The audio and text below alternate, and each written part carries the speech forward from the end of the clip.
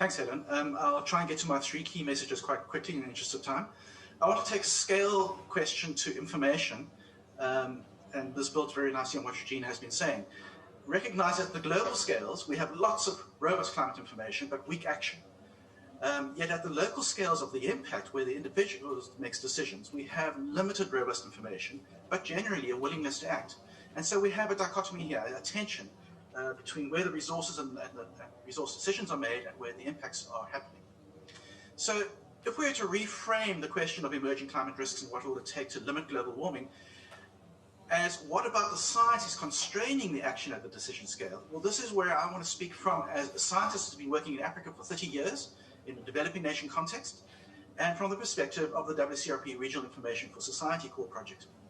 And I'm not going to go through all the details on this in the interest of science, of time, but there are a lot of factors we can identify that magnify the climate risk at the local scale.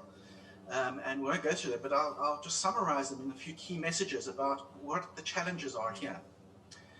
Firstly, if we want to act at the scale of policy and decision, and so manage the diffusion of climate risks, firstly, we're actually not really lacking information. What we're lacking is context-relevant information.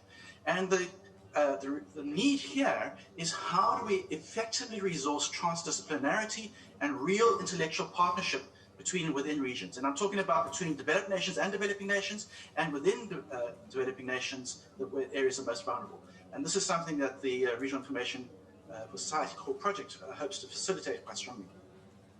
Secondly, the power centers of the resources and research capacity are often not strongly focused on the most vulnerable regions and on developing the scientific capacity of the most vulnerable regions. We need to invest in the capacity development of these regions so that we can have locally informed decision-relevant climate information.